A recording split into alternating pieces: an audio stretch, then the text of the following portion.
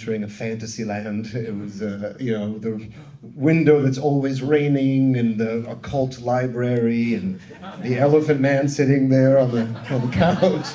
And then at the end of that conversation is when Guillermo said, I think I need you to be Victor Frankenstein.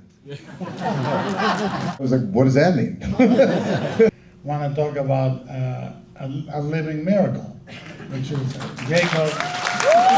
And I say this because I think that when it was originally going to be another actor, dropped out 9 weeks before we started shooting. I was texting with Oscar the whole time. And the same day, my daughter, my wife, and Ted Sarandos, the same day said, you have to see this guy, Jacob Elordi. And you have to see. I called Jacob, and the moment I saw him, I cast eyes. The moment I saw his eyes, I said, he's the guy, he's a creature. Hey guys, so this is another Q&A screening. This one is for Frankenstein by Guillermo del Toro. It's streaming on Netflix, starring Oscar Isaac, Jacob Elordi. There's an incredible camaraderie between these three, and to have Guillermo del Toro moderate the conversation himself was a joy. You'll also hear how Jacob Elordi wasn't supposed to be Frankenstein originally, and how he ended up playing the role. And you want to tell that little... It's a very arrogant story. No, I love it. I like it. Hope you enjoy it. Don't forget to like and subscribe. There's plenty more conversations coming up. This is not Fahrenheit 451. This movie has been so many decades in the making, and I've been dreaming about it since I was a little Catholic boy in Mexico. It's a story about fathers and sons and the way we pass the pain from one to the other. And therefore, in the casting of two figures, the father and the son, you need amazing actors. And we're gonna have them here at the end of the show to discuss it with you. And they are not only great actors, but great human beings. And Robin Cook, who is the casting director, will be here. And I think that for me, this is a fusion of my biography with Mary Shelley's biography. She was my twin sister. She didn't know. She had a Mexican waiting in her future. If she only had waited 200 years, we would have met. But thank you for being here today. See you in a couple of hours, and I hope you enjoy. Stay up. Robin Cook casting. A young one Bohemian, Jacob Elordi, and another Bohemian, Latin American, Oscar Isaac. Thank you. So I will be the moderator, which is going to lead to no moderation at all. How to find a father and a son, you have to have consistently strong, powerful bases on both for those essence to combine, to clash. And the way we approached it and the time we took to create this was fortuitous. I think that every accident in a movie is actually a dictation from the movie, telling you what it wants to be. So I'll start with Oscar, who is the oldest member, not the oldest member, the one that we primarily started this project with. So I was going to start writing, and we met on a general. You want to tell a little bit about that encounter? Yes, I was summoned to Guillermo's house. It was the agent's called. It was like, Guillermo's, you're in town, you're in LA, and he's open to meeting you, just on a general meeting. And we had talked in the past. There was a moment that we were going to maybe work on something together, but I couldn't. Shape of Water. That's right. That my mom was not well, and I couldn't do it, and that was a heartbreaker. And so, yeah, it'd be great to go by and talk to you. And so I went to Guillermo's, to Bleak House, which is just like entering a fantasy land. It was, the window that's always raining, and the occult library, and the elephant man sitting there on the couch. And I wanted to your, that wasn't you, that was the other one. The other elephant. The other elephant. I was kind of clarifying. I have cankles, but not that bad. More specific elephantitis in certain areas. But Only certain. and then and we sat in Guillermo's kitchen, and you ordered some Cuban takeout, and we sat there and we started eating. And we just talked about our lives and our personal lives, and we talked about our fathers and being fathers and coming from religious trauma, and what that's like, and making our way as Latinos in this industry. And then also about passing down the fear of passing down that to our kids. And I was in a very different space. I wasn't actually that much interested in talking about work things. I was just talking about just more spiritual things. Which we still continue to do. Which we still continue to do. And then at the end of that conversation is when Guillermo said, I think I need you to be Victor Frankenstein.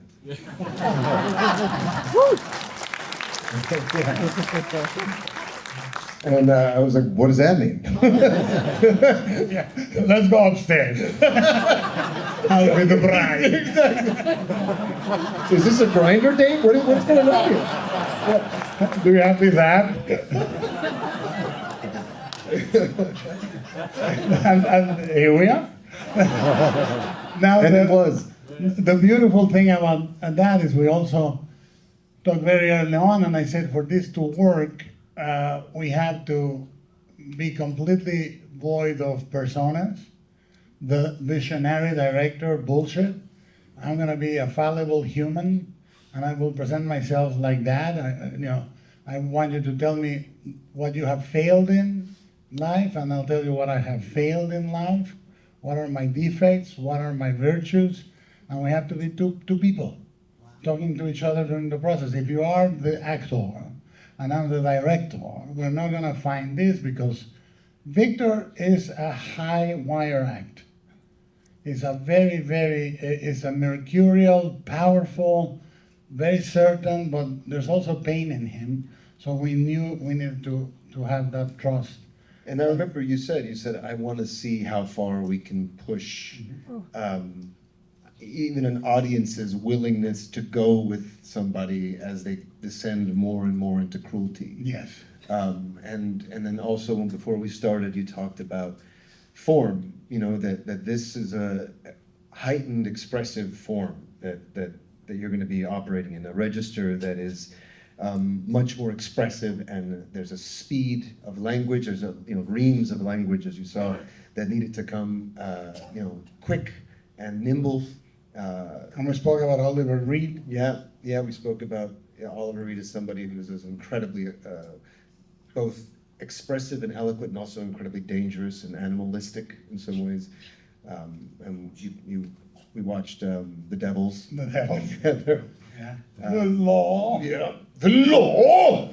And then you're like, I want that. I was like, yes, sir. Yeah, because partially one of the things the movie does is very, there's 4 chapters really, but each chapter feeds from the person narrating it or living it. So his chapter is not the real Victor, it's the Victor he remembers he was, including his childhood. And then we have the passage with the captain, which is his own chapter. And then comes the second part of the film, and I want to talk about a living miracle, which is Jacob. And I say this because I think that the way that the 3 of us fused was effortless. I would say effortless and needed to be complete. And when it was originally going to be another actor, dropped out 9 weeks before we started shooting.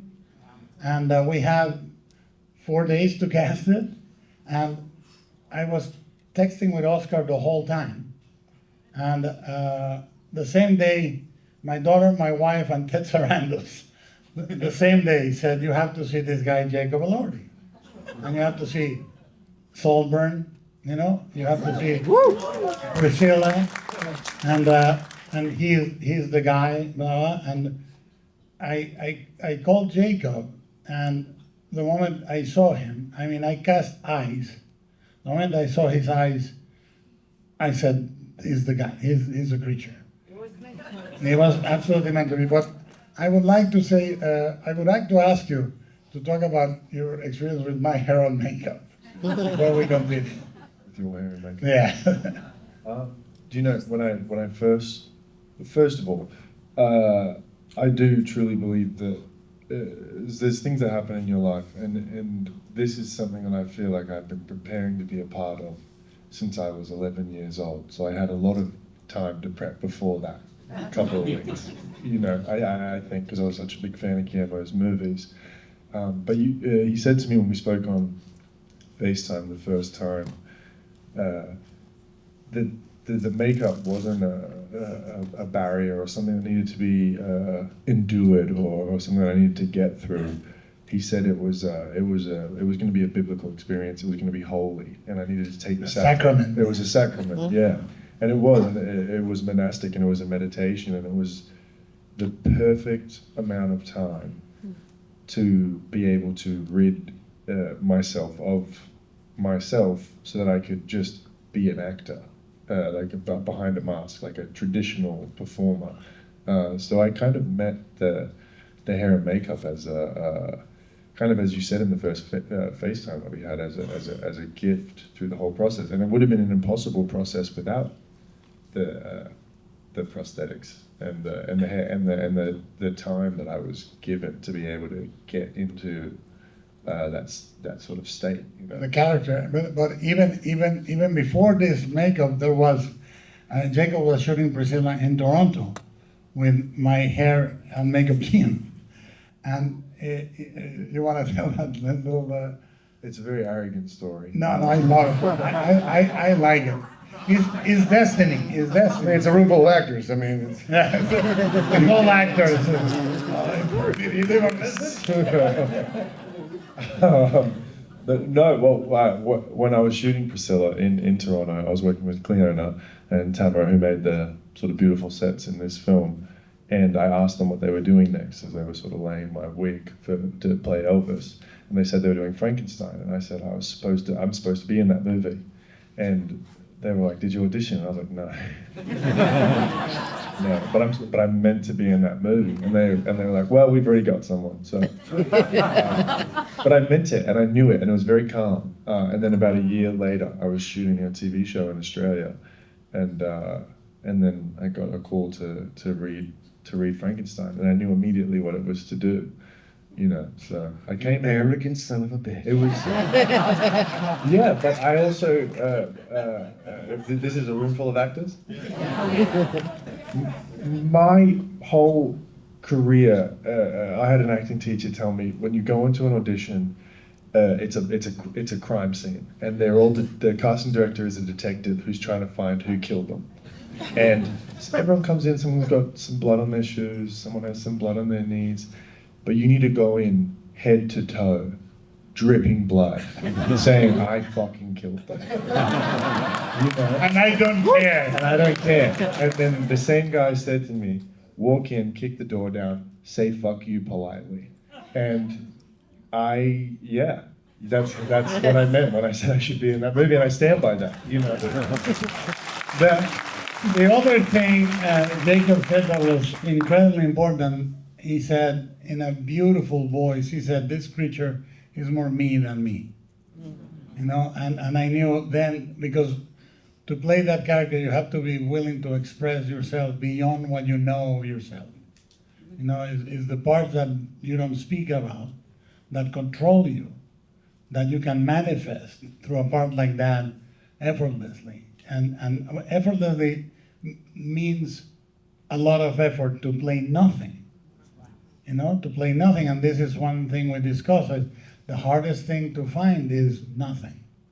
A newly minted soul that feels like not a piece of makeup effects, not a piece of decisions, no one saying I'm gonna do this, I'm gonna do that, but simply a newly minted soul, which is extraordinary work.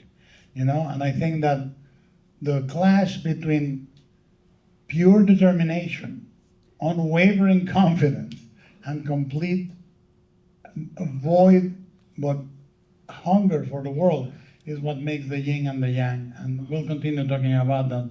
I want to welcome Robin too.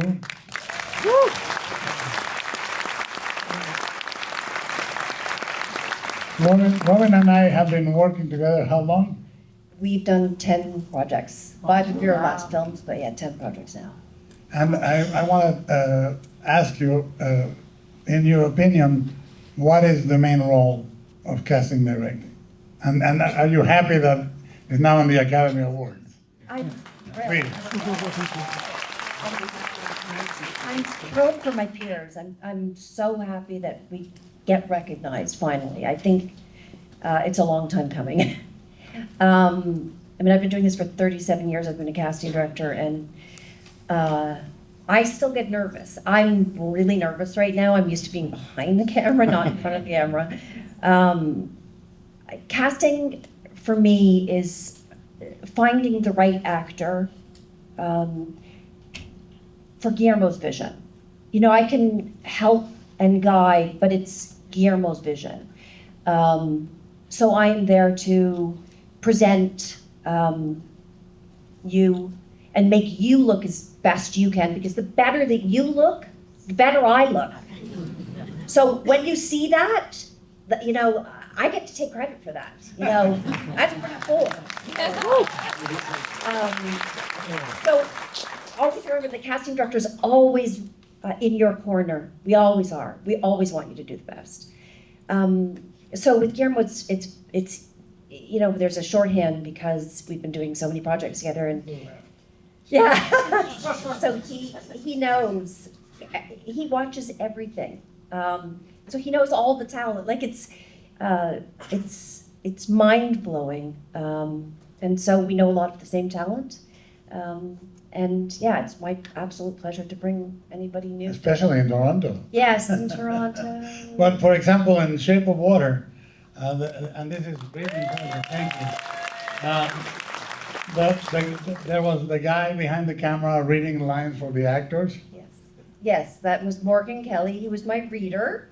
And in fact, he was also the reader in Pacific Rim. Yeah. Yeah.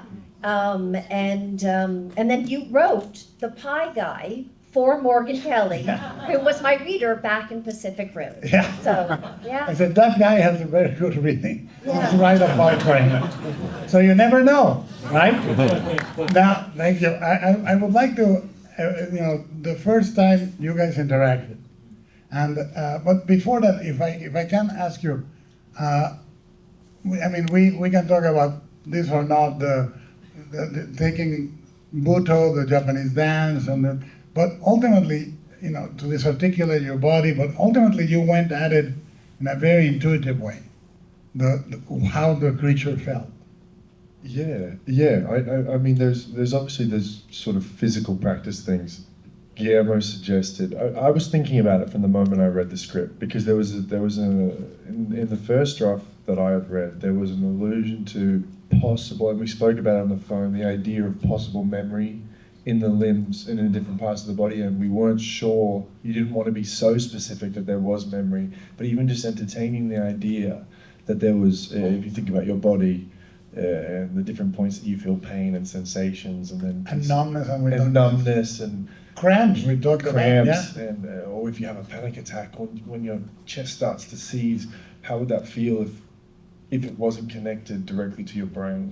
Things like that kind of disconnect, which then was helped by Guillermo had this brilliant idea to study Buto, which is this Japanese dance form, which is about reanimating a corpse, and it's more spiritual than that in its sort of essence. Its idea is about bringing something back to life, be it a memory or a feeling, and it's through the idea of using the elements like fire and water. And I had this great teacher, and we'd walk around in circles for hours, and she'd say, "Your lungs are bellows, your lungs are bellows," which made me think about how he breathes and how breath affects the way that you move. And then she'd say, "Your left foot is a coal train," and then you start to isolate the different pieces of yourself, and that level of sort of internal concentration inspired the movement. But the night I actually because it changed throughout the movie, because he develops from a baby sort of into a fully recognized human being. But the night that I knew I had a launch pad, I took a really, really hot bath in Toronto, like really, really hot. I had no idea where to go. It was maybe like 2 a.m. and I made it so hot that it started to make me pass out.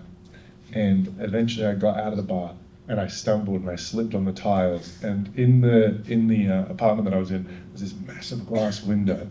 And when I slipped, I could see myself through the fog. And the position that I slipped in was his sort of shoulder forward spot. And then 20 minutes passed and I didn't realize it, but I walked up and down the three stories of the apartment out of this like passing out phase. And that was the thing, that was always what I would go back to if I felt like I was starting to move outside of his calibration, I suppose. Beautiful.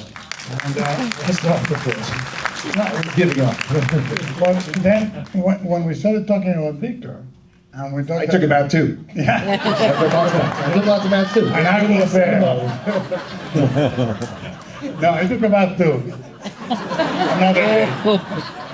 Yesterday. Fine. About time. No, the beautiful thing about Victor is how unwavering he is. Yeah. Because one compositional element that is very difficult, both in the writing and in the executing, is you have a guy that is completely certain until the last 3 minutes of the film. And to land, normally you start small and you go up, but to be able to start up and come down and make it moving is, for you guys, you understand how complex that is. Yeah. So let's talk about Victor unwavering and strutting and everything, and how we landed. Yeah. Yeah, it was interesting. You talked so much about that. We talked about the idea that he is so certain, that he has no doubts. At one point I was even, because it was so pleasurable to do. It was so much fun. We would laugh so much. To be ruthless like that. But I said to you, I was like, is it strange? Because it was very dark material, but I'm having so much fun. Is there something wrong? You know? And you said, no, I think it's probably just because it feels really great to play someone that has no doubts for so long until he crashes. And it's, and it is an interesting thing, this idea of this juxtaposition of someone that is all construct, all ego construction, and different forms of construction. And then the opposite end of the spectrum, which is, a human with none of that, no interpretation versus all interpretation. So that was a fascinating thing. And then the emotional thing that clicked for me is when we really started playing with the mirror idea, that there's a possibility that maybe there wasn't even a creature, that this is all in his mind, that it's just an extension of himself. And in some ways that allowed me to be even more cruel than I could have thought, because being cruel to myself makes a lot more sense. And you really think about the people that are so cruel, you can imagine what their mind is like to themselves. And so when I thought of the creature as just an extension, then and that was the terror that we were talking about, which is what parenting can feel like sometimes. Or parents do that the child is just an extension of themselves, an object, an accessory that either brings them pride or shame. And that was that was a real way in. And that there's something very beautiful that happened, and I wish it was by design, but I believe the movie dictates itself. I think that the right grade should be a film by the film, because whatever happens for a reason if you listen. And the first scene we shot of them together is the final scene. The very end of the movie is what we. So if you ask me how it happened logistically, my producer said that's the only set we can finish on time. But I've had that experience before in Nightmare Alley, shooting the final shot that Bradley Cooper and I were mortally afraid of, right when we never expected. And I said, let's go for it. And I really believe that both of you have such an essence of the characters in you that we could go at it. And we went at it, and there was a moment that we needed where your hand grabs his hand. After he explains, I will never die. And there's a simple gesture of Oscar's hand grabbing it that opens the emotion. But each of you, if you want to talk a little bit about going at it, none of us was afraid of starting with that. Well, I can speak to that specific hand grab because I was terribly nervous because we hadn't quite clicked on how he would sound, and we were doing dialogue. We were shooting dialogue, but it didn't quite matter. At the end of the day, after speaking, I'd get a text from Guillermo and I would say, "Something tells me more gravel." And then the next day there'd be more gravel in the voice. But so when we got into this scene, it's kind of like whenever you have this sort of heavy emotional scene is on the call sheet, you can't rest or sleep or think about anything else because you're anticipating if you're going to be able to do this thing. And it just got thrown at us one day, and we hadn't spoken a terrible amount about film or to each other. We barely knew each other, and it was action before we knew it. And then this moment happened when I walked past Oscar, and we'd maybe hugged when we met and spoken in Guillermo's office, but his hand reached up and grabbed my pinky, which was jutting out near his face, and he grabbed my hand, and in that moment was the scene, and electricity passed through him in this kind of spontaneous moment that let me know, not just as sort of the character, but as an actor, that we were going to be able to do this next 6 months together. It wasn't just about the relationship, it was this thing from an actor who I've admired for a long time saying, we can do this. And we met in that moment, and that came from whatever intuition, you've all seen these films, like whatever that is, it came from that moment, which is such a generous thing, but also such a profound thing, and it set the tone for the relationship of the characters for the rest of the film. So that's a play-by-play. And I remember when Jacob walked in that very first time, and I was lying there, and I remember it as him walking in fingers first, because it was just so shocking to see. It was so strange and mesmerizing and really heartbreaking and weird and uncomfortable and so Actionable. yeah, it was astounding. And then of course in processing it through whatever Victor had gone through, all the rejection, to suddenly find the beauty in it again.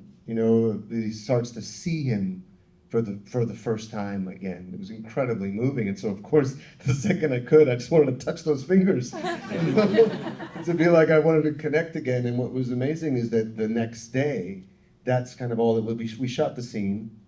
I had spent this day, like you said, kind of anticipating it and trying not to anticipating it, but all those mental gymnastics that one does, and listening to certain music to stay focused and doing my rituals. And I had my trailer covered in William Blake photos, and tried to maintain a lot of silence around me, and called to mind family members that had passed, that I had been at their bedside.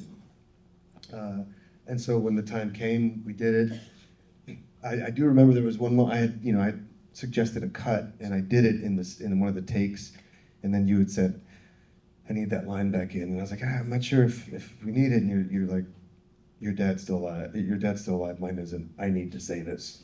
I need him to say this," which is that it was something very profound. So it was just a reminder of what was emotionally at stake for all of us. And we did it, and everyone seemed very moved and happy, and we felt good, and you were thrilled with it, and I was too. And the next day we came back, and you were going to do an insert of the hand. Just the Just whole the process hand. of the hand. Yeah, and Guillermo this is the first time I've ever experienced this, but he was quilting the movie as we were making it. So we would do a take, and it would go right into the edit of the film, so that the movie was being edited and made as we were doing it. I think a lot of that had to do with the camera movements. You needed to see if they connected, because the camera's always moving. And so you had the scene edited already. With you had this temp score on it. Yeah. It was beautiful. It's Johan Johansson song track, and I watched it, and I was like, "Is that take 5? Was that take 5 that we used?" And you said, "Yeah, that's take 5." I was like, "Okay, are you sure that's take 5?" You're like, "Cabrón, it's take 5. I know it's take 5." I was like, "Can we look at it?" And then it wasn't take 5, but then take 5 wasn't that much better. And I was like, "Okay." And then I went and I sat down. We were going to just rehearse this little finger thing. And then you came by and you said, what's wrong? And I said, I'm feeling a little insecure. And you said, well, you are an actor. And I was like, no, I know. But I just wondered, like, when I said I'm sorry, should I have looked up at him? And I don't know, I feel like something's not there. You're like, no, I feel like it worked. It's good. These are ideas you're having. I think it's fine. And it's not all on you. It's going to be a shot of the hands as well. It's like, okay. And then I left. And I was like, well, I'm going to be a dead body for the rest of the night, basically. I just do this one little thing. So I started watching some shows or something. I ate some popcorn, maybe had a little shot of whiskey, I don't know. And then I came back, and the setup was different. And you're like, we're going to do your close-up again. And I was like, what? It's like, whatever, we're here. It's like, you did something, so if nothing comes, that's okay. And I'll just make fun of you for the rest of your life, so win-win. Okay. And Jacob comes in just for a close-up. I'm going, we're going to do it again. Yeah, fuck these guys. It's 2 in the morning. These guys have made heaps of movies. I was new. And neither of them told me what was happening. Because we're all speaking in Spanish the whole time. I don't know if you've seen, they speak Spanish, A. B, have you seen, Guillermo's movies are incredibly detailed. This was the first time this man had not been detailed. He was like, we're just gonna, there's just little, we're just gonna see you here and through the window, which it's one close up, it's not on you. And then they didn't tell me that we were redoing the scene, so I sat down, and I had sat down, and I kind of just was like hiding my face from the camera the whole time. And then the camera's right here. Luckily it was a close up, but in my brain, because I'm also an actor, I thought that I had ruined the whole movie because it was my first time really speaking. And I thought the studio and Guillermo and Oscar were having meetings, being like, this isn't going to go anywhere. Should we tell him now? Yeah, we tell him now on Friday. When do we let the kid know? Let him find out by the travel order. My mom was on the phone to me being like, no, they wouldn't. Listen, this is big. This is a big budget movie. They would just tell you. They wouldn't. And I'm sitting in my mind in jail, like losing my mind. And these assholes are just going again. And that's what's in the movie. That's the thing in the movie. But And just to say, it was interesting because doing it like that without the time to like put my sad music on or to try to evoke, dead family members or anything. It just, what it did was it just made me very present, and it kind of suddenly was very sober, and weirdly, my own father showed up in it, which was unexpected and uncalled for, but he was there. Out. And then I said that to you, like, we didn't get that, and then you said, we could have gone home at 2, but now we go home at 3, and we've got it. something. We've got something. So it's a testament to you to say, like, let's go for it. If I may, thank you. If I may, working with Dan, working with Robin, the best experiences of my life. 1, 2 takes with these fellows, and you got it. I mean, always there, always beautifully prepared, always present. And I think that what we know is that people think about, when people say visionary, it doesn't do justice to how we are playing football. It's not a single person, it's not chess, it's not somebody designing, it's somebody living and cooking with other people and preparing a banquet. Some directors are a guest in their sets, I'm a host. And I love working and cooking with them, and I wish we had more time. They gave me the signal, and the next one is like this. So, we gotta go. Thank you, guys. Thank you. Thank you. Tell everyone. Hey guys, that's it for the video. Hope you enjoyed it. Please like and subscribe if you did. There are plenty other conversations coming up. Stay tuned.